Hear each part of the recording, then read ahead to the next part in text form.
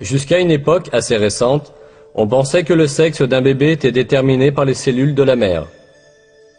Ou au moins, on pensait que le sexe était déterminé conjointement par les cellules mâles et femelles. Mais le Coran nous donne des informations différentes. Il affirme que la masculinité ou la féminité est créée du sperme déversé dans la matrice.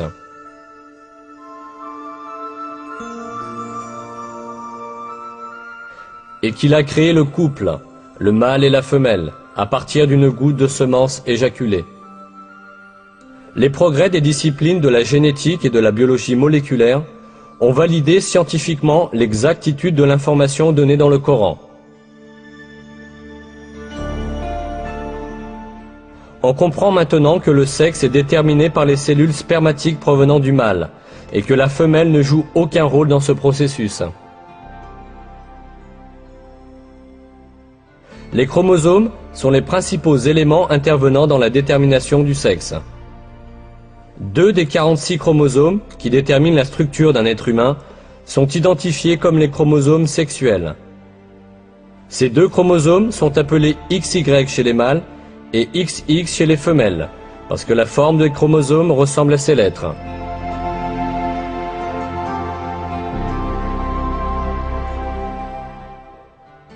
Le chromosome Y est porteur des gènes codant la masculinité, tandis que le chromosome X est porteur des gènes codant la féminité. La formation d'un nouvel être humain commence par la combinaison croisée d'un de ces chromosomes, qui existe en paire chez les mâles et les femelles.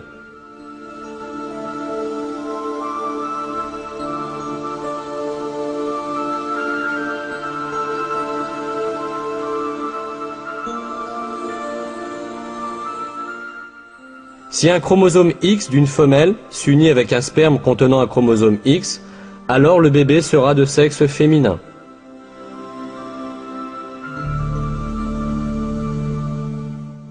S'il s'unit avec le sperme qui contient un chromosome Y, le bébé sera de sexe masculin.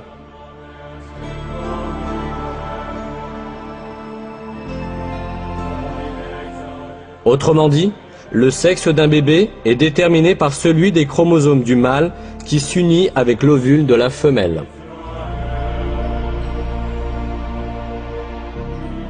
On ignorait tout cela jusqu'à la découverte de la génétique au XXe siècle. Et même, dans de nombreuses cultures, on s'imaginait que le sexe d'un bébé était déterminé par le corps de la femelle. C'est pourquoi les femmes étaient blâmées quand elles donnaient naissance à des filles. 13 siècles avant la découverte des gènes humains, le Coran a cependant révélé une information qui dément cette superstition et a mentionné le fait que l'origine du sexe ne provient pas des femmes mais du sperme des hommes. Si nous continuons à examiner les faits annoncés dans le Coran à propos de la formation des êtres humains, nous rencontrerons encore d'autres miracles scientifiques très importants.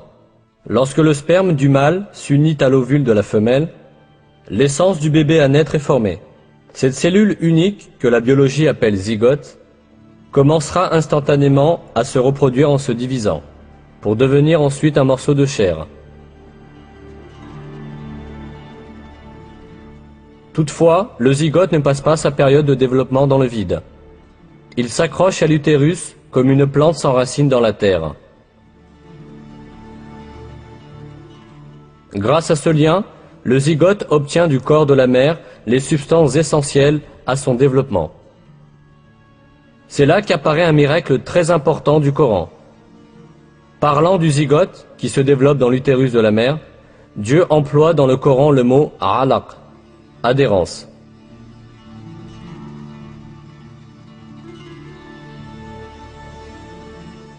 Lis, au nom de ton Seigneur, qui a créé l'être humain d'un alaq.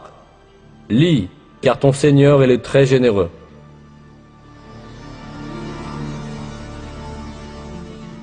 Le sens du mot alaq en arabe est quelque chose qui s'accroche. Ce mot est utilisé littéralement pour décrire les sangsues qui s'accrochent au corps pour sucer le sang.